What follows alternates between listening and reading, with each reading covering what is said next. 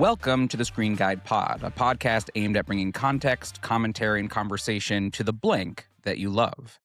I'm your host, Derrick. And I'm Daniel. What's the blank that we're filling in today, Daniel? Today, we're going to be talking about Disclosure Day. The day of disclosure has arrived. Plus, we'll be talking about Steven Spielberg and his entire filmography with our special guest of the day, Hal or Halgorithim. How are you doing, Hal? I'm doing great. I'm excited to disclose all. Things will be disclosed on the pod today. Yeah, are we like coming in with secrets? Are we coming in with like big conspiracies that we want to spill? Anyone? Absolutely. The truth shall be revealed in due time. Is this similar to the drama? Like, where are we going to Are we spilling our biggest secrets again? Yeah. Here we go again. Your hottest Spielberg take. I would kiss. That's my hottest Spielberg take. Whoa, okay. That's how we're starting the podcast. Whoa, all right. We're starting off hot. Yeah, well, he might As Spielberg. Yeah, there we go. Before we kind of jump into Spielberg, oftentimes we start the podcast with what we've been watching, the maybe one or two things that we've caught throughout the week. Is there any movie, Hal, that you want to highlight, shout out, let people know to check out this week? Oh, gosh, I wasn't prepared for this question. Let me quick check the old Letterboxd diary. I was actually recently revisiting and visiting for the first time some of Cameron Crowe's work. So I can't say there's some things that I can't necessarily recommend, except that it's just like a very singular experience. The film Aloha from 2015. That's what you're shouting out. Only like I just think it's like a sort of just a fascinating cultural object. People say there's just nothing like it. It's one of one. It's not a good movie, but it's utterly fascinating. I didn't know what I was watching. I didn't know how to watch it as I was watching it. So if you're looking for an experience like that, Aloha. I will say, I was looking at your Letterboxd, Hal, and you went on an all-time, it's not called a heater, whatever the opposite of a heater is, a cooler with 2-star movie after 2-star movie after 2-star movie for, it felt like 4 or 5 Cameron Crowe movies in a row. Yeah, there's this, the drop-off of Cameron Crowe really needs to be studied. Aloha, We Bought a Zoo, Elizabethtown, not his best era. Luckily, that's not who we have to talk about today. Indeed. I watched Greg Araki's Mysterious Skin last night. It's not streaming anywhere. There's no way to get physical media, although they are making a 4K. That's kind of my one recommendation, although go in maybe with some trigger warnings. Very difficult watch experience. Derrick, before we talk about like the man of the hour, any movie you want to shout out for people to check out? Well, I've also been on the kick of watching bad movies. Recently, I did a double dino bad movie night experience. One with Tammy and the T-Rex, starring the late Paul Walker and Denise Richards. The plot is insane. I mean, it's a movie that's so bad that it's maybe kind of good, but not good at all. And then there's Velocipaster, which I have seen before. This is a movie that is, once again, not a good film by any measure, but there's something about the sensibilities that it actually is like, I know the limitations of the film. I genuinely just Google Velocipaster car scene. They didn't have a budget for a big part of one of the scenes of the movie, and they just inserted a VFX thing that is just it's not great. It's not a great movie, but I watched it in a crowd of people. We had a couple beers. You have a good time watching Velocipaster, so I highly recommend that movie. I'm chuffed to know that Tammy and T-Rex was directed by the same director of Mac and Me, which is another all-timer bad movie. So what a resume for Stuart Rafil. I don't even know. I'm not even familiar with his filmography. That's how bad. When I genuinely was watching it, it's the type of movie that it hasn't aged well. I'm so happy for you that you both, sounds like you both love to have an eclectic array of movies that you watch each week. Personally, for me, I feel like there's a very limited time on Earth. And so I don't know if I will be revisiting Aloha, We Bought a Zoo, or Velocipaster anytime soon, but I do appreciate the vulnerability and the just like the honesty that you two are bringing in, saying this is what I watched this week. Yeah, I wouldn't say it's so virtuous. It's once I get in my head of like I need to watch all the Cameron Crowe films, it's like I have to do it once the idea and once I'm accepted with that. So it's really a curse. It's not like I'm a really open-minded film watcher. It's the same with Spielberg or any other director, they do have some stinkers that Some you just have stinkers. to get, like, and you got to be real with it, especially if you love them as a fan. You got to be real with the subject matter. But I also say I like watching bad movies to help inform myself of why a movie is bad. So when I watch Velocipaster, I'm like, oh yeah, that editing is way shoddy. Like the way they zoom in the camera is so shaky. And then I watch a Spielberg film and I'm like, yeah, I don't know how someone can say Disclosure Day is the worst movie that they've ever seen when I just watched Tammy and the T-Rex and Velocipaster.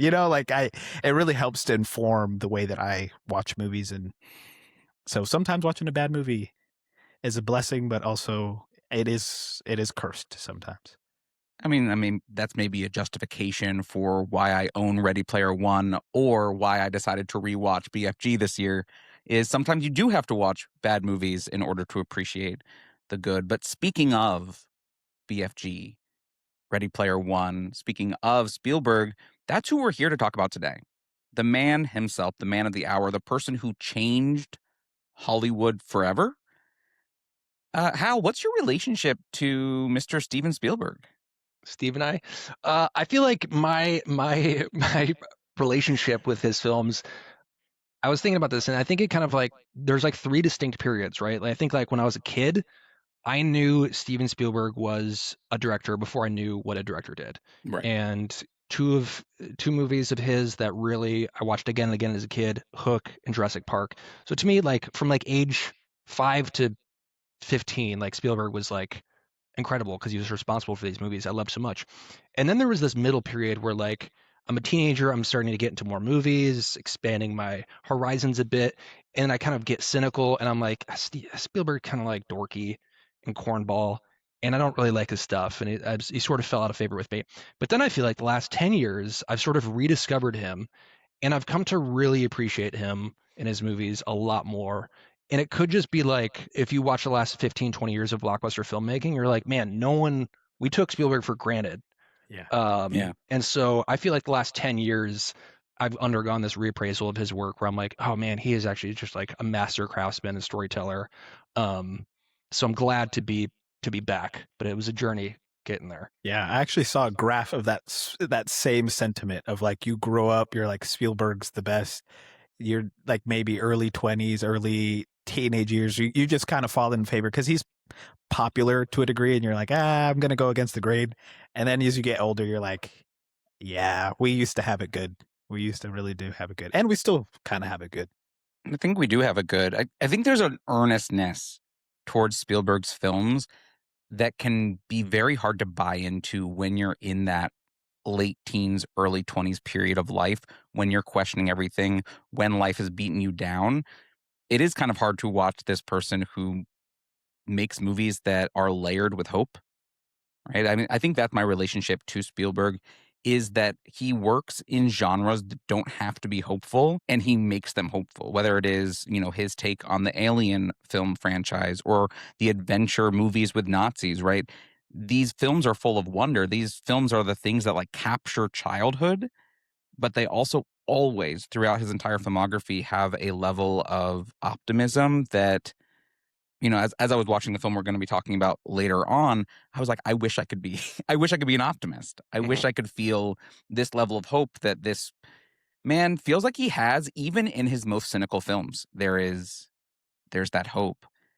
And yeah, this is the childhood director, whether it is the movies he's directed or produced, thinking about, Back to the Future's Goonies and E.T., I think are the picture of childhood for me. Like that is childhood. You can throw in Star Wars there too, which, friends with George Lucas, but I think he represents childhood for me. And then he also represents someone who does feel like he's trying to say something about the world today, sometimes in a very clunky manner, sometimes maybe not the most organized, but he's always been with us.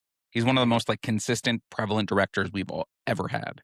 Derek, what about you? Yeah, I think, like I was saying, he's kind of pop culture to me. I don't think I necessarily was like, I'm a Spielberg guy. I didn't have like a poster on my wall kind of worshiping Spielberg in that way, but his works You have a poster in your room, Daniel? Not of Steven Spielberg, but I do have a poster of Jaws, Back to the Future, and Raiders of the Lost Ark in this room with me right now. Yeah.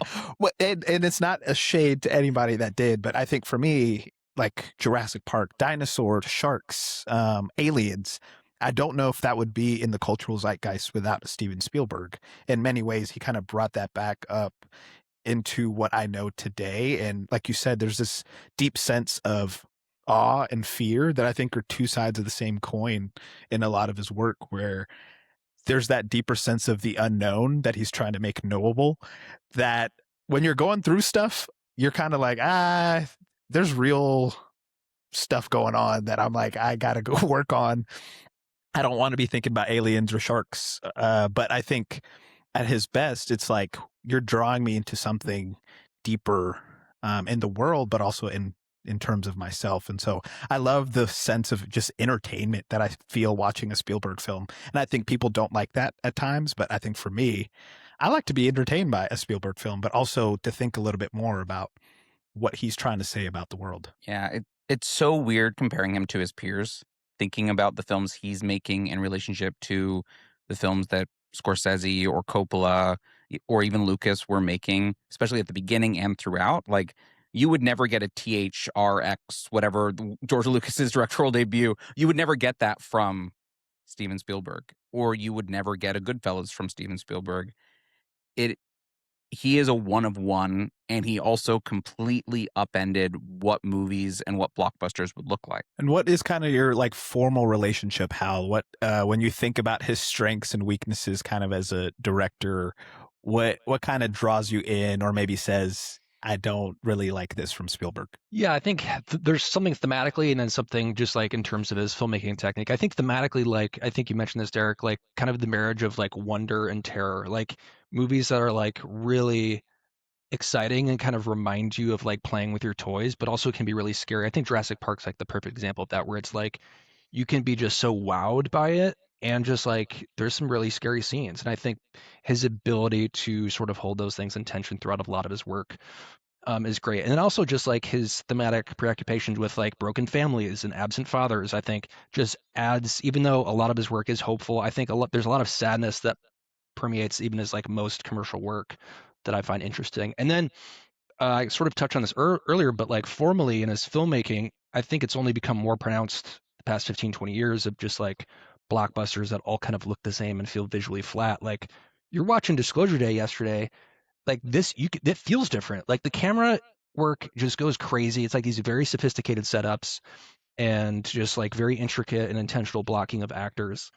And I think the more you compare them to just other commercial summer genre blockbusters, like the more you're like, oh, this person is such a craftsman. It feels so different from most other things you're seeing. And so I've just come to appreciate that more because that's been so long since that was just like a mainstay of summer movies. Yeah, I want more movies to look like Spielberg movies sometimes. And to a degree, at the same time, maybe to a fault, he's caused what we kind of see today. I think people are trying to imitate Spielberg, but I agree with you. Like there's some fluidity in his camera movements are some of my strengths for me. Like I was especially watching his full filmography, the technical craft that he's just working with to put in as many shots as possible that do have something to say about the character design or motivations. You can feel that in his camera movements. And I think overall his production design in general is by and large just something that I love about Spielberg. The sets that he creates, the costumes, or designs of ET or aliens or sharks. Like he's working with practicals, sometimes just terrible CGI, which I'm like, please don't do this to me, Spielberg. But I think that's some of his strengths of a filmmaker. I think for me is his weaknesses kind of are sometimes I do want him to be a little bit more cynical in his work. I want him in his movies, like he does have that and you can see it, but I'm like, when I'm watching a movie, I'm like, I want to feel some of the realness. I want to feel some of the weight of the world. And we can get into what specific films, like The Post, for instance, I just watched recently. And I was like, man, I kind of want to feel the weight of this really big moment in history. And you don't really get that until the second half of the film. I think sometimes his films can feel uneven because he's trying to do so much and say so much. He has a lot to say, and I do think I appreciate that about him. And but yeah, I do enjoy Spielberg, and I think he's a formal craftsman in many ways. But what about you, Daniel? What are kind of your former relationship with him? I mean, there is a double-edged sword when it comes to being as successful as Steven Spielberg is. There are times when watching his entire filmography where sometimes I wish he would receive a note or two. Sometimes I wish that he would.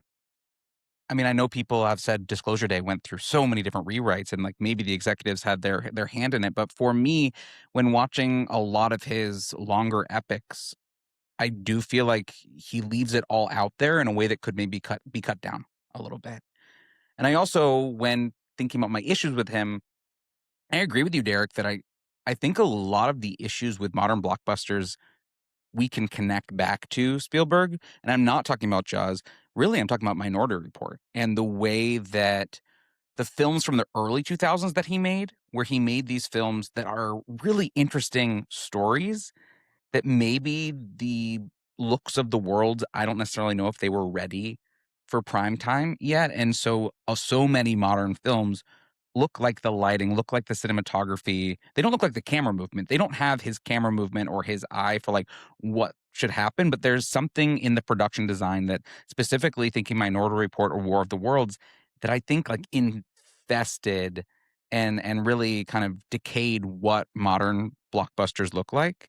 Like I think a lot of my issues with the Marvel movies, they don't have the camera work that Steven Spielberg does, but they do have a kind of a look to the films that Steven Spielberg has. And that can be very tedious. Like, I feel like his movies are a little clean.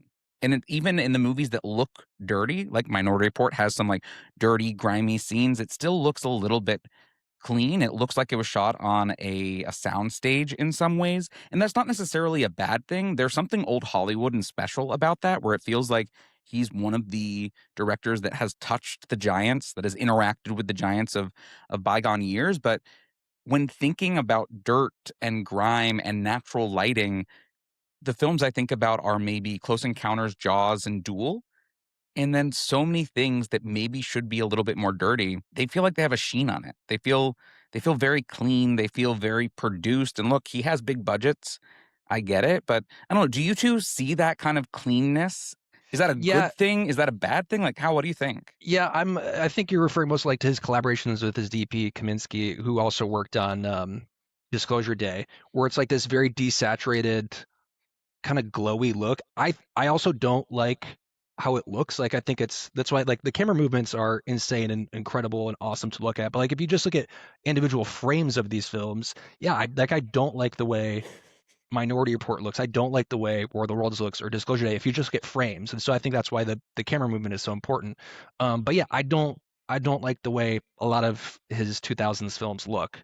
So I agree with you there. Hey, Yeah, I would agree. I think I do like his blocking though. I think if you just were to take maybe a grasp of something from his movies, I do love the way he kind of sets that up. But that desaturated look, man, I'm like, please, please add just a little bit of color. You know, it would be cool to get some Technicolor from Spielberg, but I think he's that collaboration that he has with his DP. He's kind of set on that right now.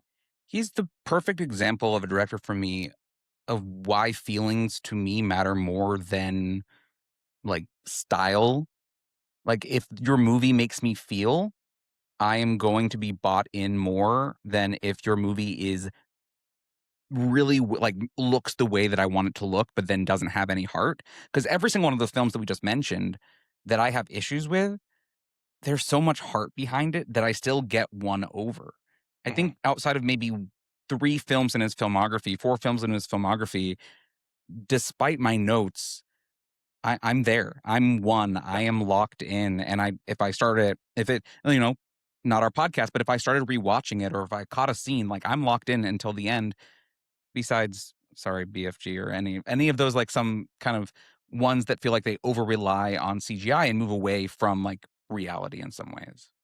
Yeah, I think that's both for me like a Spielberg strength and weakness is the big-heartedness of a lot of his films, and regardless if it like the final note is optimism and hope, or maybe something more cynical and downbeat, like a lot of his movies, most of them have very big emotions, and it works both ways for me, where it's like if I'm on the same frequency of this movie having big emotions, it feels very emotional, and I feel right there with it, and it's very effective. If a movie, and we can talk about Disclosure Day, kind of requires slash expects the viewer to be swept up in its big emotions, and you don't, to me it feels very distancing. Where I'm like, how come I don't? Like a lot of people, when I talked about, I'm not a big fan of Empire of the Sun. Like objectively on paper, I'm like, this is good. I never felt emotionally invested, and I think you need to be to for that movie to be successful. And most people that watch it do and love it. So to me, it's a double-edged sword, is the big heartedness of a lot of Spielberg's films. Yeah, I wish I kind of I'm like on the opposite of Daniel sometimes when it comes to feelings over style. I do for me, I do enjoy style sometimes over a feeling. Like I do get swept up in how a shot looks. Not saying you don't, Daniel, but I think for me, I'm like I enjoy technical craft. I enjoy specifically Spielberg's camera movements. Like like oneers, the pans, the zooms, like those to me, I'm like, wow, how do I kind of create and craft that? And I want more movies to sometimes do that. I want more movies to feel the way, once again, a Spielberg film looks in that way. And I think they took the wrong notes over the years, as trying to recreate, going back to like, oh, this gonna look like a Spielberg blockbuster film. So let's just desaturate, or let's try to maybe recreate these shots. And I think to an end, it's failed a lot of modern blockbusters because I think he's just instinctual. And I think the Fablemans kind of plays at that of just like growing up with the camera in his hand and just playing around with the environment. There's something that you can't replicate from a Spielberg film, even if you try. Mm-hmm. Yes, and if I were to quote us from our last week's episode, I would say to Derrick, hey, Derrick, aren't you the one who said, let's move away from what we think about it and just feel? I want people to feel in movies first and foremost. I think if I pulled that quote from our podcast, you're maybe saying something a little bit different here, where you do want to be thinking and noticing the artistry. And I love the artistry, but if there's artistry there and there's no feelings behind it, I'm gonna push back a little bit. Do it. The artistry makes me feel. So it's sitting with the shot. It's sitting with that, and that's what draws me in. So it's like the camera techniques and the technical work is what makes me feel. What I was talking about was over analyzing the emotions and the relationships, and sometimes that can be what we get swept up in. And I'm like, I kind of want to just sit in the style. Like we can look at a photo, look at an artist, abstract painting, and think more of the craft. Sorry, I don't know. I'm getting heated. This is the first time on the podcast we've done this, but genuinely, I'm not trying to like challenge. I was just like, no. Yeah, I don't even. It's like more just my body reacting. So it's not even you and feeling that way. It's more just like, just getting that point of the technical work and the craft of his work is like something I like to sit in and to get swept in with my emotions. And I think that's what works with me. And I think I want more people to experience it that way. Yeah, I love that. I mean, I'm even hearing you, the amount that you're carrying now, which is a part of movie making. So I appreciate you kind of like speaking to how the craft and feelings can marry, and sometimes can also, Spielberg, divorce from each other. They can separate. Maybe one will move to Ohio with Seth Rogen, and the other one will go to L.A. Not that I know anything about his life, Sure. But Derrick, what about other people's relationships with Spielberg? Is there, like, the general public at large? How do you think that he has been perceived? Before we even jump into Disclosure Day, because I do think actually how he's perceived is part of the thing that is affecting people's relationships with this movie. What is the legacy of Steven Spielberg? I feel like I'll just jump in, like, and this might be me extrapolating my experience with Spielberg and like putting it and being like, this is what the public's experience with him has been. But I think at least like critically, my observation has been like a similar trajectory to me, where it's like such appreciation for him as a craftsman and storyteller, but also a bit of a frustration of like, man, you're so talented, you're clearly so good with the camera, and yet you're making these very commercial populist films. Like, can't you make something a little bit more serious for the grown-ups? And like that's a very simplified and cynical way to look at it, but I do think that like that was sort of hanging over him for a couple of decades. Like I think, and so in my mind, like the 2000s is kind of where people started to cool on him. But then there's, like I've said, there's kind of this critical reappraisal. But like both of you said, I think a lot of it just ties to like your childhood and how much of that sort of colors your experience with him. So I think everyone's got sort of some people it's E.T., some people it's Close Encounters, some people it's Hook. Um, I think the public really appreciates how much he meant to their childhood. But I think a lot of people, I'm curious what young people think of Spielberg, like that don't have that sort of anchor with him, what they make of him. Yeah, I think going back to that idea of him being pop culture in many ways, I think how much you're married to the idea of, am I not for the pop culture or what's popular at the times, but I think that sentiment sometimes I can see people latching on to a specific film and saying, this is the most popular film, so this is what I like. Or on the opposite, this is the most popular film, so I think it's the worst thing I've ever seen. And I think it just depends on your relationship to either growing up with his work, maybe not growing up with his work, seeing it later on. It just, where you meet Spielberg is kind of maybe where you end up with him and have your thoughts with as a director, which you could say that about any movie, but I think specifically with a person who has made 34 features, like you have a lot of wiggle room, some good, some bad, that I think you can hopefully grasp something from him and love. But I also see people that just see him as entertainment and not as more of an artist in many ways. And I think that to me sometimes is a little bit reductive of what I see him as personally, but I think people see him more as kind of just an entertainer. Yeah, and Daniel, I don't want to cut you off because I know you have thoughts, but like I almost feel like, and maybe I've spent too much time on social media, but I almost feel like the charge of him being overrated has been leveled against him so much that I almost feel like he's underrated, which is a crazy thing to say about like the most famous The filmmaker biggest of the guy last in the 50 world. years. But I almost feel like I don't know many people who would be like, "Oh, Spielberg's underrated," but I know a lot of people who would say he's overrated. But he's just got so much sauce that it's like I feel like we took it for granted. And yeah, he's a big name, but I feel like there's a lot there. But Dan, I want to hear your thoughts. Well, first, I just love being on a podcast with three 30-something-year-olds saying someone has so much sauce. Like, that is just ideal podcasting right there. The people are going to love He's this. got the juice. He's got the juice. Yeah, I mean, Spielberg is that guy in some ways. And when thinking about pop culture, Derek, as you keep on saying, like him representing pop culture, I think he represents pop culture in a different way, in like a pre-TikTokification way, because his movies, they were in theaters for so long. And then when they were released, like they became the thing that we all talked about. And now we live in an age where there's a new movie every month. And it feels like maybe outside of Obsession this year, every single movie, they have one weekend and then they disappear. And so he's from a time where when he was at his height, he was the moment, he was pop culture. And now when his films come out, similar to many of the greats, they come out and they dissipate and they disappear from the conversation. Like I don't know if we'll be talking about Disclosure Day in the fall. Like we'll talk about it, and later people are like saying maybe Emily Blunt isn't in Oscar contention. And I look at the rest of Steven Spielberg's filmography and I say, outside of Fablemans, have you ever seen a lead character from a film of Steven Spielberg's be in the conversation for the Oscars? It's popcorn filmmaking with a message. It's not, awards contender filmmaking with a message. It's he is the popcorn man in some ways. And this is, to clarify, this is what he's saying about other people. Right. You don't feel this about him. Well, no, I'm not. Or to a degree, you maybe do feel that, but I don't feel this about him. I think he has a perception. lot to say.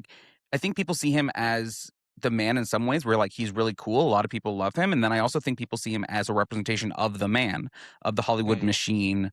And, something I've been seeing over the past few days is people seeing him as like a propagandist in some ways, of spreading a message that maybe they don't believe in. And, the neoliberalification of his messaging, like all of his messages do come from a place, it sounds like, of privilege in some ways. All of his films, if you go back, even though I see them as a filmography connected through questioning authority, it's questioning authority from a place of privilege. And so there can be a rejection of that, of what he represents when watching any of his films from, his personal film like his personal film like Fablemans, or like a film like this, which is some people think's trying to say something directly about aliens. Maybe that's what he said it's saying. Or for my interpretation, he's trying to say something about us right here. And still people will say, okay, it's a little bit too earnest and it's a little bit too naive as you approach it. Yeah, I think at the end of the day, Spielberg is a very sentimental liberal boomer working through his parents' divorce, and that's just going to come out in That's every one of his film. films. And it's sometimes it's frustrating, sometimes it's great. You're in the mood for it. So I think that is what it is. Never change, Yeah. Steve. Put that on the quote. Put that on the poster. That was amazing. That was like the most succinct way of putting it, and you feel that in all of his work. And I think if you're ready for it or want that, it's good. And then if you're not about that, you're kind of just like, let me turn something else on for sure. And I think Disclosure Day, not to segue us, Do but it. I think that's a very good litmus test if you like a certain mode of Spielberg, because I feel like it's very Spielbergian. Yeah. Before we talk about it, it's time to get disclosed. Let us kind of just talk about what this film, briefly, what it's about. Quick summary. Disclosure Day follows a whistleblower played by Josh O'Connor. We were literally jumped right in, like we start in the action here. And kind of his journey / a meteorologist played by Emily Blunt, as they come to terms with their innate abilities to understand either each other or the world around them, and their fight against kind of government officials who want to keep Disclosure Day or keep the fact that aliens exist a secret because of how it might affect the world. And all of this is happening on the brink of a World War III between some countries. I believe like maybe United States and North Korea is what I'm picking up here.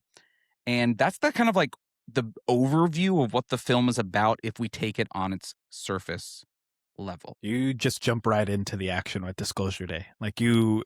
I think I was a little thrown for a second because I was like, did I miss the first half, or when it started playing, I was like, am I watching the right part of the movie as we just dive into kind of this conspiracy thriller?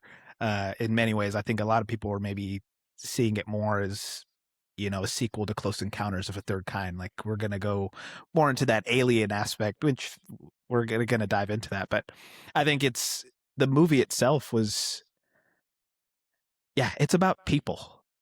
I'm just going to dive right into it. It's about our connections with other people. Like in not extrapolation, because I might be using that out of context. I don't even know what that really means right now. But it's this idea: if something out there is capable of understanding us, why aren't we capable of understanding each other? Like this idea of, yes, there's this backdrop of World War III, and there might be aliens out there that understand us, but along the way, as we're going down this conspiracy thriller, we're introduced to characters like Emily Blunt's character has kind of, this is going to be spoiler talk, but she has this innate power to deeply understand other people. And the people that she encounters, sometimes it's a little bit like, here's your dead wife coming back to life, or here's your daughter. Like, I know this about you. And that deep sense of knowing is either frightening for some people or they're grieving. I think the only person that really is kind of shocked and didn't like it was her boyfriend, who was really funny throughout the film, who was a funny character, like kind of maybe you don't like him. But yeah, I think this idea, though, Emily Blunt to me is the crux of this movie. And I think her and that ability, like even at the end, which we'll talk about, which is great, but I think her ability to speak to different people along the way, I was like, I'm loving this journey up until the end. And in the end, really, that third act builds and swells to a moment of everyone kind of understanding this larger conspiracy at large. But I want to address some of the critiques that I was seeing, that you only get that goodness in the third act for some people. Some people hate it and some people love it. But I think I wanted to point specifically that along the way, throughout this entire movie, as we're continuing on, you're getting glimpses of what Spielberg is trying to say. And that's what I left with. Like, that's why I was like, kind of, it hit me when I got on the drive home. I was like, man, Spielberg is really trying to just be like, hey, why don't you just actually talk to the person next to you, like actually get to know someone around you. Like, yes, there's wonder and awe outside of the world or shit's hitting the fan, but like connection, like connect with somebody on a deeper level. And so that's how I kind of felt leaving the film, just overall thoughts. But what about you, Daniel, and how did you feel leaving it?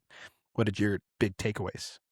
Hal, I kind of want to hear from you. You've been nodding along, you've been enjoying, but I'm Yeah. curious your thoughts on Steven Spielberg's Disclosure Day. Just like from a high level to start. Yeah, let's start on the high level. High level. Overall, I liked it. It didn't all work for me. Like, I thought it was messy and kind of all over the place. And I was like, I went from like, this is awesome to like, I don't know about this.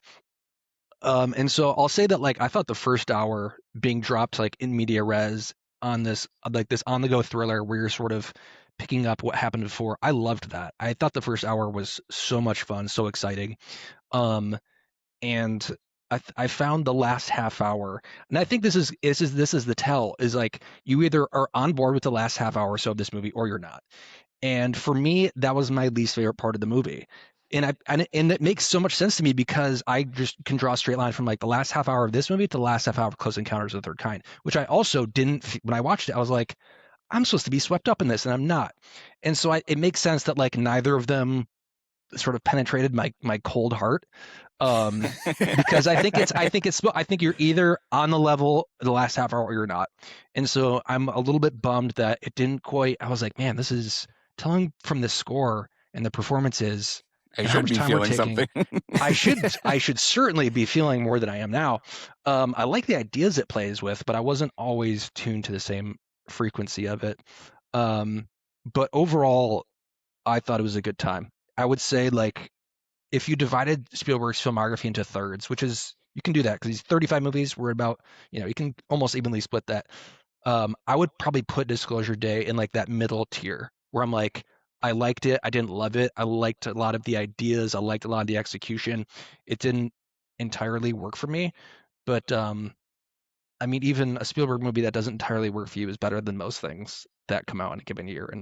And so that I can pick nits once we get into more detail, but at a high level, I liked it. It didn't all add up for me. Well, what did your overall score, Hal? What did you give it? I gave it a 3.5 out of 5, which is classic Hal score. Yeah. Classic Hal score. Classic Hal score. No, like that's kind of the score I give where I'm like, I liked it quite a bit, but like it just didn't all. It was frustrating. I found it to be a frustrating film a lot of the time. But it sounds like because you gave it what a 4.5 out of 5. Yeah. So you must have been vibing with the emotions of it. I really was. Like like it is not perfect. That's why I was like, I can't give this a 5. Even maybe a 4.5. Maybe it is a little too high. It might go down a half star. The stars for me sometimes I'm like, give or take. It's more. It doesn't matter. But you were caught. You were clearly. I was caught up in the. I was caught up in the feelings, but also I think formally, I was loving some of the shots. Like literally, the only parts that I had big disdain for was the CGI. I was like, bro, what are we doing? Like that was some tough. I choose to overlook that stuff in a lot of things. So I'm like, well, whatever. There's a lot of like, go back and watch Raiders of the Lost Ark. Like some of it, even it's more practical. Like it doesn't all look great. But man, there was some. You were like, surely we make a better looking Fox than this. Yeah.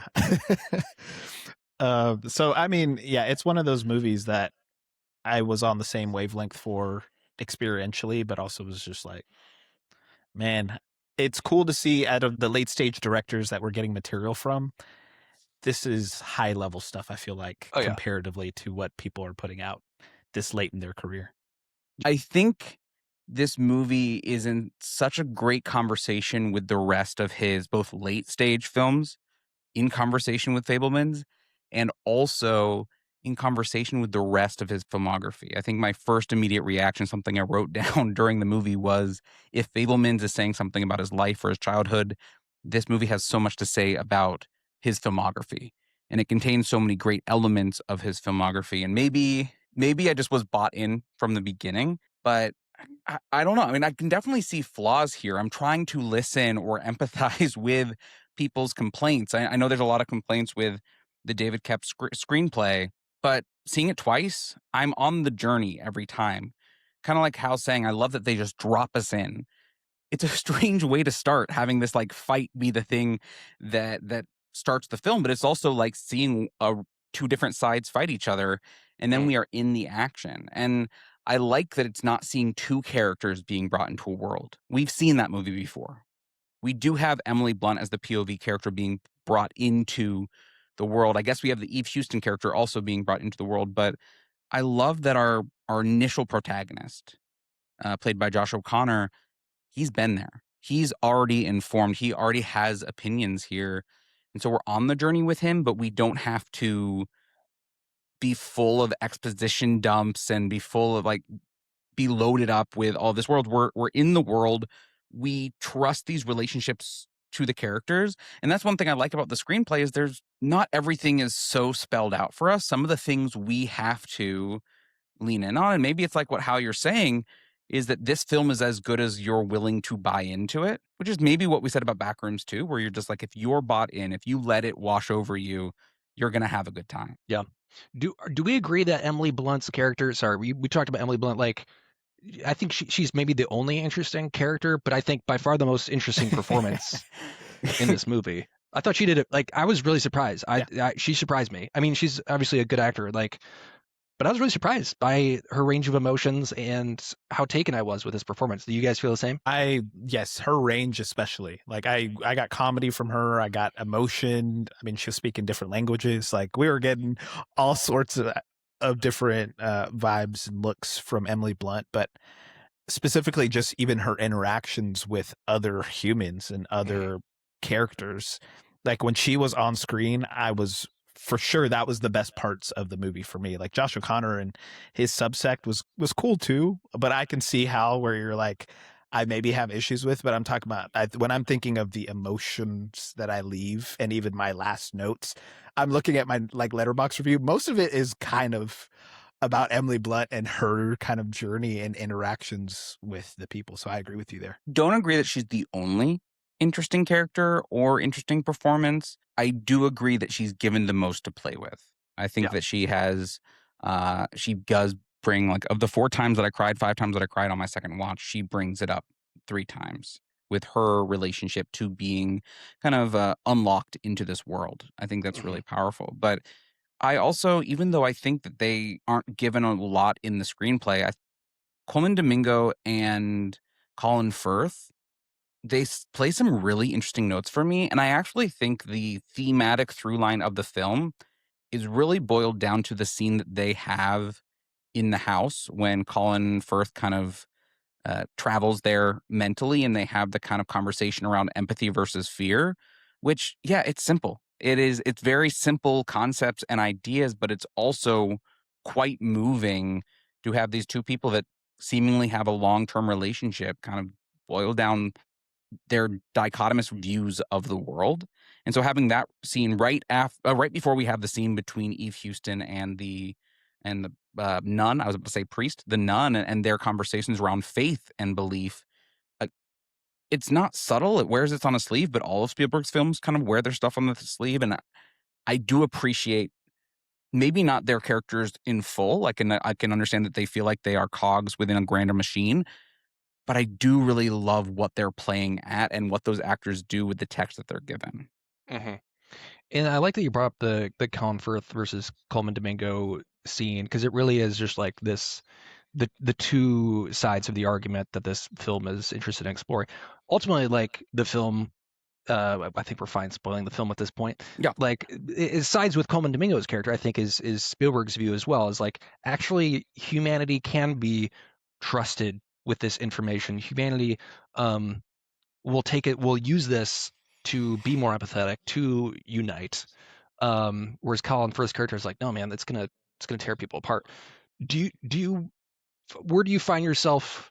You both really love this movie, so I'm guessing you appreciate, at least, maybe you don't fully agree with, but the more humanist lens that this movie ultimately takes. Daniel, you go first on this Okay, one. I when it comes to how I actually think people will respond is different than how people respond to this movie. We know that people will not care, right? Like people on Earth here aren't going to care. About aliens? We literally had documentation get released weeks ago about aliens that no one cared about. About Is it that no one cares about it, or no one is quite sure what they should believe? Because I think there's a trust issue, which this movie kind of waves off with one line of dialogue. I think it's both. I think that maybe there's a trust issue, but I also don't think people really care right now. They're like, I care about my gas prices. And so one of the things that I find special about this movie, one of the things that actually really moves me to tears is the depiction of a world where people care. Because I'm not watching this movie for the reality of how will people actually react. I'm watching the movie to be like, oh, that's how people could react, Yeah. right? Because we are seeing atrocities. One of the things that this film, like the final 30 minutes, which really works for me, and I hear how it doesn't work for you, are these images that are flashed before our eyes, including one of Devil's Rock from your least favorite Spielberg Close Encounters. But there are all of these images, and there are some images that mirror some of the images that we've seen of war crimes here in our time today, and we see a news anchor caring. We see the world reacting caring, and we know that people don't care. Like, that's broad. There are people that do care. There are people that have made it their lives to care. But overall, I am touched. The reason why I'm moved is that I got to see people care for an hour and a half. Or for Yeah. 2 hours and 20 minutes because he doesn't know how to make a short movie, but we got to see people care. What about you, Derrick? Yeah, no, I'm in the same wavelength that this isn't a realistic film in many ways, and I don't know if Spielberg is always going for realism in many ways. I think that idea of like this childlike sense of awe and wonder is what I keep coming back to, is like, how would a child maybe respond? You know, like Emily Blunt to me has kind of these childish mannerisms as she's interacting with people, like almost curiosity, of like this curious nature. And I've mentioned that curiosity is something we need to bring back in exploring how we connect with people, but also the world.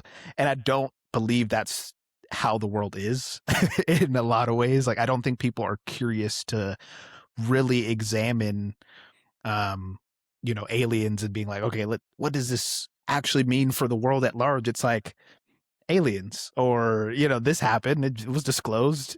This is how it's just going to happen. But I think the movie sits in a really hopeful pocket and wondrous pocket that unfortunately I just don't see people getting there, and is okay. I think there are stuff that people are going through that I'm like, as you watch the film, you're probably like, yeah, there's, once again, I'm going through real stuff.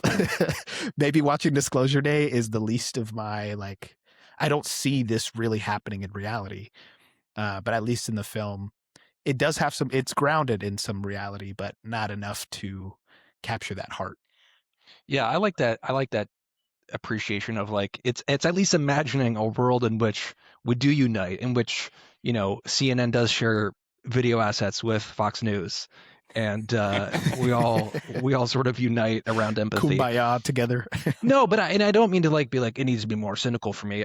Yeah, I just wish it touched me more. I hate that I'm like, I don't know, Colin Firth kind of his point. That's what I like about him. Like, Uh-huh. people in my live stream were like, well, he's the villain. He's the villain. I'm like, he's like the opposition, but I don't Right. think he's okay. They do depict him torturing people and like taking away someone's autonomy, but those things bad.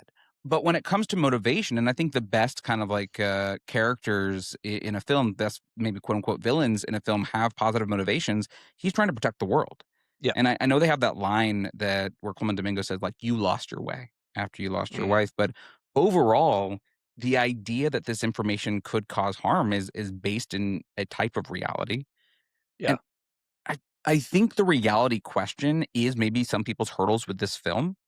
right? How you asked the question of like, is this how people would react? Is this how you would react? And Yeah. I do think a lot of people are rubbing up against that, where they're like, well, Yeah. that's not real. People wouldn't actually care. I don't think that's the only complaint I'm hearing. A lot of people do have complaints with how the screenplay in total plays out. But again, with the giving yourself over, again, with the like, I don't think the mice actually are real when they go to Fievel and American Tail. I just am Right. watching mice go to America. Like there's cheese. They think there's going to be cheese on the street, but like that's not real. That's a movie, and I think that Yeah. I know it's different, but to me, I think having these pockets that maybe can give you hope for a second, or maybe you want you to be Yeah. hopeful, that's needed. Yeah. How I'm sympathetic toward that. And even like it's like it's got a lot of faith in humanity, which I think what you're saying, people are rubbing up against that because they're like, why should I have faith in humanity? Which is what the movie's about. And I love that Spielberg hasn't lost faith in humanity, and but also just a lot of faith in broadcast journalism and how that works, and in the central role it plays in this movie is it feels like it is written by an 80-year-old man. Um, yeah, but yes, like you said, if you give yourself over, there's some beautiful ideas here. how do you feel like it's preachy to you? Like it's almost like you said, this 80-year-old man kind of preaching kind of a message that you're like, you're old and you're so hopeful at this point. You're kind of looking back, and I have maybe years to live to a degree. Like, do you feel like it's kind of preaching this message from a place that is out of touch? It's a good question. I don't think I don't. My thought wasn't it's preachy. It's more, I guess the more charitable way to put it is like it is a 80-year-old liberal boomer who wearing his heart on a sleeve, and it is what it is. And it is optimistic and it is humanistic.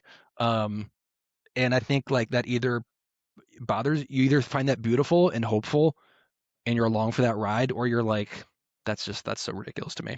Um, I'm probably somewhere in the middle ultimately. The ending, right? This line, we're all over the place, but the ending, it ends with this line with Emily Blunt turning to the camera and she says, listen, right? She wants us to listen.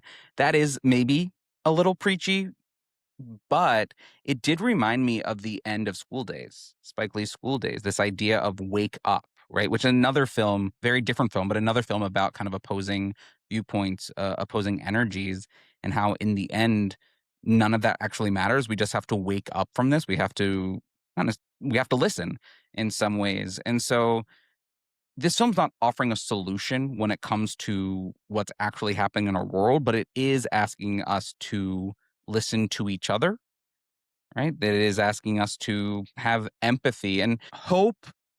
I don't necessarily feel like it didn't leave me feeling actually hopeful for our real world, but it Mm. left me feeling a sense of hope for the moment.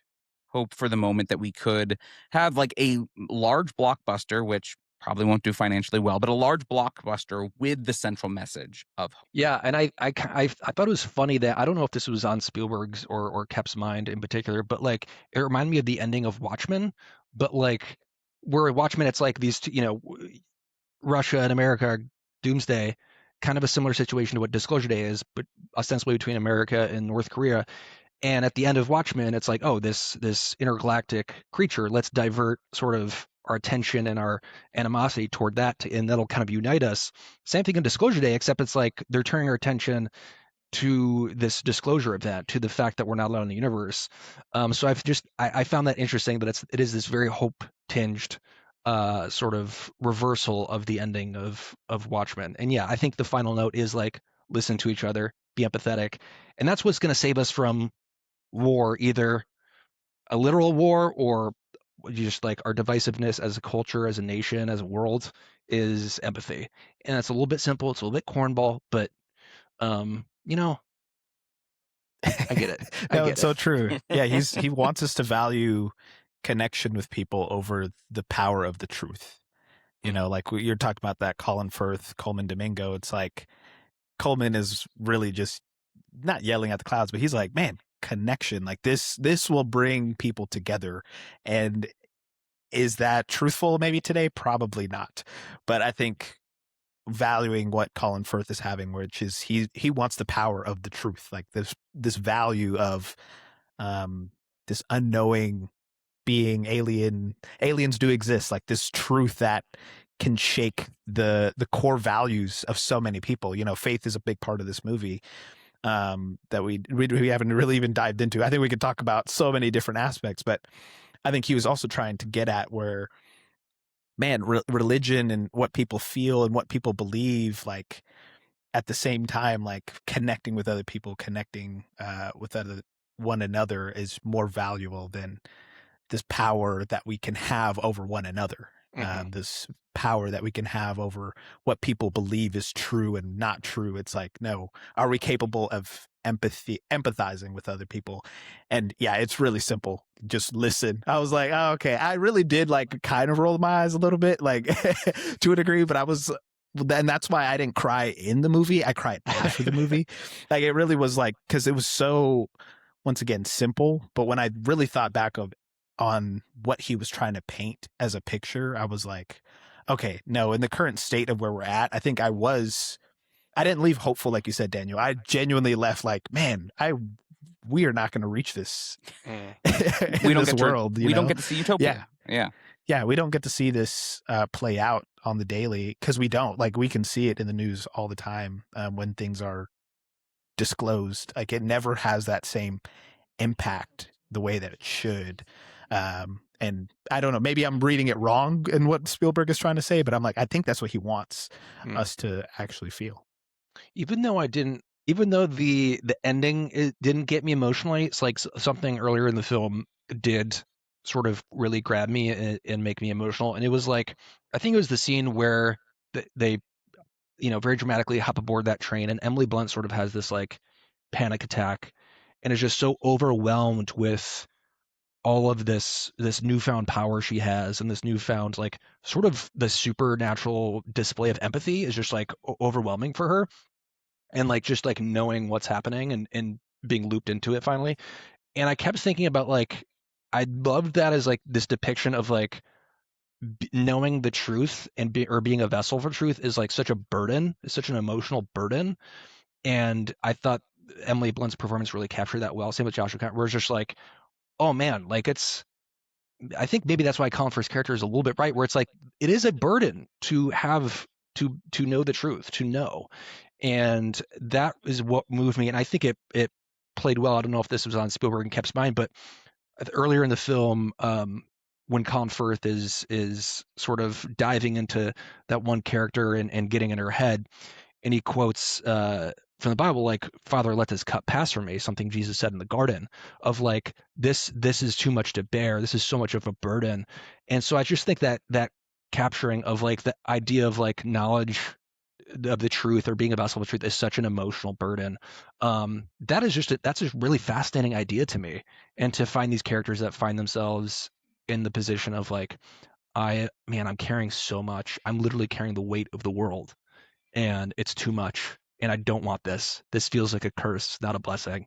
I thought that whole, like, I think Emily Blunt's character and performance captured that, and just this little panic attack. And I was like, oh, this is kind of dope. So you love the film.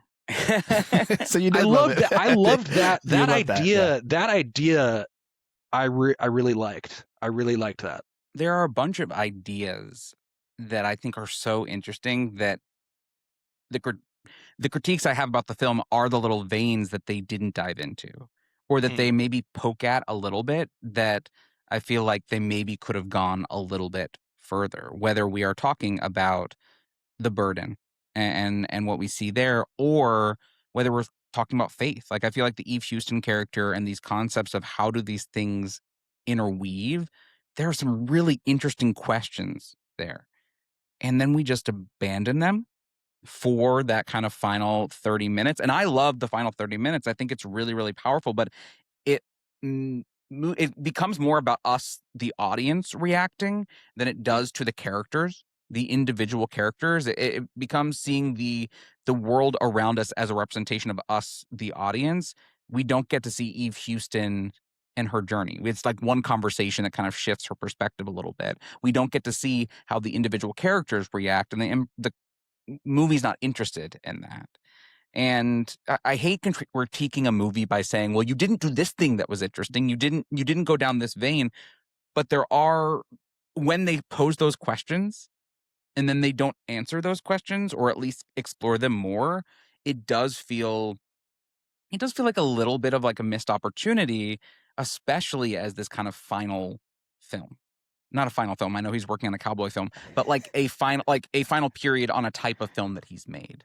Yeah, it kind of it's like when it was revealed that he typed this out on like his notes app, I'm like, oh, it kind of feels Yeah. like that. And like where it's just like he's got these ideas and it's just kind of like, let's throw these ideas in and just kind of hold things in tension. Let's explore some things. But ultimately, I feel like the movie goes in one direction toward the end. But yeah, it feels like a lot of Spielberg ideas, interesting ideas, are peppered throughout, including Yeah. the faith thing. It's a stream of consciousness type of film where it's like he's really trying to put as much of like what he's been thinking about the world post Fableman's, like just putting it out there into the world. And I think I do like that last 30 as where he's interacting with the audience. It's kind of like, here are the characters. And then it's like, let's flip it on its head and like, let me speak to the audience directly. Like I kind of like that. It was like, hey, this is how you all respond, or how I view how you guys respond, or how I've seen the world respond. And like that truth that was within each one of the characters that we got to see is within each one of us. You know, I know that's like really cheesy and corny, but I was like, that simplicity is like, I was like, I like that. I like that kind of like, hey, treating me kind of like a child in a way is like, you treat me as someone who you believe that I can believe.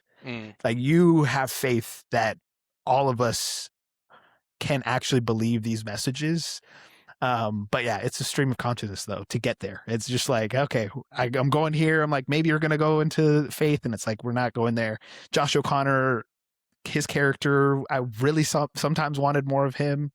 And I think, Daniel, you said this could have been longer to a degree. I kind of agree with you there, just to flesh out maybe some of these storylines that we've gotten to see throughout this entire film, because I think there's some really interesting concepts that just get left on the table. Yeah, there are characters, as you said, how Emily is the most invested character. And Emily and Josh it feels like a two-hander at first, and then a little bit Josh O'Connor's character does feel left to the wayside in some ways. And they have totally different relationships to these higher powers that they did not consent to. He is terrified where she feels wonder. Now, eventually she also starts to feel terror, has that panic attack that I agree is very moving, but it's so interesting what motivates us and what we feel to the awakening. And we could say the same thing about when we've been awakened to a cause that we do care about, that there are some people that are full of wonder, full of passion, and they move from that place. And then there are some people that move from a place of fear, of terror. And I do find that those levels of Josh O'Connor's character is really interesting. And I could have also gotten more of why is he so terrified by these animals? Now, I don't need some questions answered. I don't need to know why these two kids. I don't need to know why did one get awoken 15 years ago and one just now. Like these are some of the like quote unquote plot holes that people have pointed out in my live streams about this film that I don't find myself, at least when I'm watching the movie, I'm not taken out by these questions. I'm invested. And similarly, people had issues with like how easy, quote unquote, Colin Firth gives up at the end. And I'm like, well, they looked at each other. They formed an understanding. We don't need a whole conversation of Colin Firth saying, you know what? You were right. Because I don't think he's coming to the realization that they're right. I think he's coming to a different realization there. And we get to lay our experience or our thoughts on that onto the character. And to me, there's some richness in those elements of questions I get to linger on without those destroying or poking holes in the story itself. It's interesting you highlight those as like nitpicks people have had, because I haven't done a whole lot of reading yet on like what people are vibing with or disliking. Because for me, we already talked on, might have been before we were recording, like the CGI was a little bit rough, especially with the animals. But like I can kind of overlook that to an extent. But really, it was like the ineptitude of the Wardex tactical teams that was I was like, man, they just can't seem to pursue a civilian in a vehicle very well. They're not very good at like breaching a building with much stealth. they're very easy to infiltrate. Like I'm just like, I know that's like just overlook that. It's whatever. Just it's make the movie run. But I'm just like, man, this is for like a shadow government agency. Like get some better guys. I don't disagree with you there. I like there's so many scenes where they just pull in with their cars like on the street. Just Just leave sirens a them there. block away, Yeah. and you're like, dude, what? Like not actually closing the perimeter. And I'm like, okay, this as a thriller is not working because you're once again, they're a government shadow agency and you're coming in hot every single time. Right. And just kind of like it felt like once again that those cheesy cartoons where it's like, all right, we're gonna figure out a plan to get out of here. Right. And then so it kind of would end up being a little bit more cheesy in that degree. Not that I hated it, but I was like, man, I did want something more there from Spielberg. Which is funny because Minority Report, which this movie is drawing some comparisons to, like at least that first hour, just like being kind of a chase thriller. Like the scenes in Minority Report were like the cops are like at the door and like those are very thrilling and scary and back against the wall. With that, it wasn't as effective in this, but still, I mean, the first hour of this, like I said, is just a banger. Yeah, just a nitpick. The Wardex, come on, and also, if I may, yeah, please, Coleman Domingo. Maybe I was wrestling with this because I'm like, okay, maybe he just is such a believer that he's like, you know, it's all going to work out how it's supposed to. Very casual, like, hey, just take cover somewhere for the night. We'll find you in the morning. It's like, you need a better, a tighter, buttoned up operation of extracting Josh O'Connor's character. It's like, yeah, just lie low for a bit. Santiago will get you tomorrow. And it's like, dude, what? Maybe he knows how bad the Wardex guys are. I don't know. Yeah, no, I mean, I understand those holes. I see those issues. I know.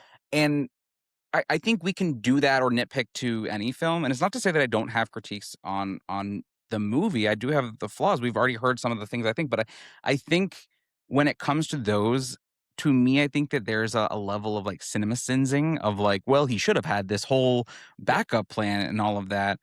When he does represent something of hope, he is the engine of hope in some ways. And so I don't think we necessarily need those scenes of him telling that very hot man, hey, can you make sure you pick them up here and drive them here? And yes, I'm going to call him that very hot man because my wife and I turned to each other being like, who is that man? Actually, she knows him. He's in a TV show called Good Trouble.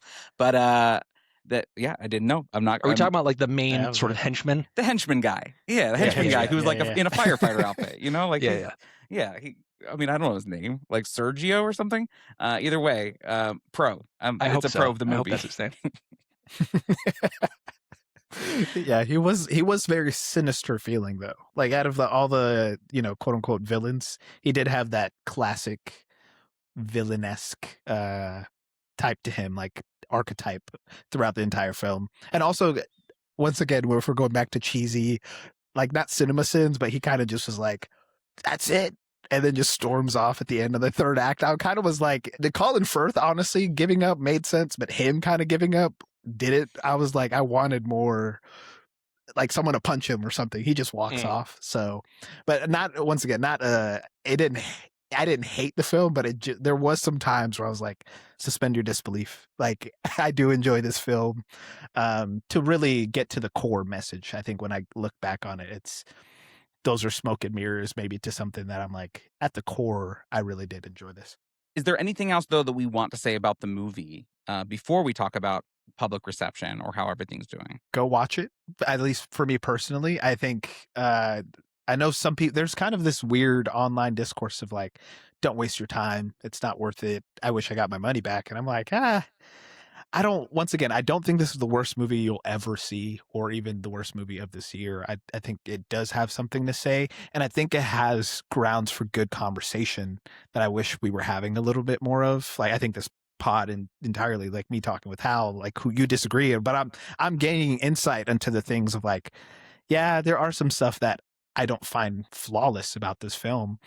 And Daniel, you also touched upon, you wanted a film like this, like obsession discourse. Like, I want that discourse here for Disclosure Day. I think we can have that same level of like, what does this actually mean? Like, what is the deeper meaning of the analysis? I want people to give this a bigger shake in terms of what do things actually mean? And also, let's get back to wonder. I think if you need that in the world, this could be for you. And if you're tired of hope core, still go watch it. Like go dive into it. And for just to tack on what Derek's saying, like even though I've been, harsh on it seemingly on this pod, like I will take this hope core sci-fi movie over the other one that came out this year, Project Hail Mary. Oh, there you go. By far, I for agree. me at Yeah. least, this is a top 5 film of the year in my mind. And Hail Mary's good. It's in the top 30, but I think that they are accomplishing different things and trying to say different things. I mean, I think a Power of Friendship film is also valuable, but I think this is more universal. But universally, people aren't going to see it. Now, mind you, we only have the numbers for Thursday and Friday. We are at 8 million. I think by the time we had the numbers for Thursday and Friday for Backrooms, we were at 50 million, 60 million. And so we are definitely, I mean, we'll see after the opening weekend. I don't think it's going to make its money back. Not that money is everything, but I don't know how popular this film is actually going to be or how much it's going to be seen, especially because of the reaction to the film. A lot of people speaking in absolutes saying this is like the worst thing they've seen this year or the worst Spielberg movie of all time. And I think those things are going to really hurt the film, the film's chances of getting seen, the film's chances of having a longer dialogue window than just one weekend. And that's really sad to me because I do think this film has a lot to offer, even if you're just going for the craft or if you're going for the message. Yeah, it's a bummer. I think it got like a B cinema score, which is like, yeah, that's not low. great for a movie like this. And so I think I read it needs to make about 300 million to break even. I think might fall short of that. I don't think it'll be a disaster because I think it's projected to make 40 something domestic this opening weekend, but it'll probably fall a bit short. Yeah, I think it's a weird trend online when the internet labels something good or bad. That is kind of how people run to a movie. So I think Disclosure Day has been labeled bad already from many people to a degree where they're like, I don't want to waste my time to go see this. Where I think Obsession and Backrooms, we can see even the success, especially with like Obsession making more the second week, the third week. I think there's the value in how we even go to the movies. It's not going to be, if it's not front loaded on this one and people are already saying it's bad, I don't know if it's going to make its money back, unfortunately. But sad for Spielberg, but also he's got a lot of money. So I think he's okay in that regard.